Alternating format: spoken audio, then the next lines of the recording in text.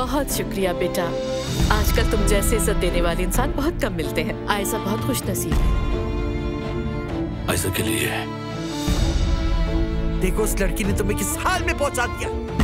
अगर तुम्हारी उम्र में तुम्हारे बाबा के हाथ में ये ब्रेसलेट आता तो वो इससे एक पूरी सल्तनत खड़ी कर देते। और तुम क्या कर रहे हो बेटा? अपना मुस्तकबिल आयशा बीबी को तोहफे में दे रहे हो। अम्मी अब समझ क्यों नहीं रही? देखो मैं अच्छी तरह से जानती हूँ कि तुम पूरी रात उसी आवारा लड़के के साथ थी जिसकी वजह से अपना रिश्ता खराब कर रही हो। मैं जा रही हूँ, मुझे काम। रुको मेरी बात सुनो।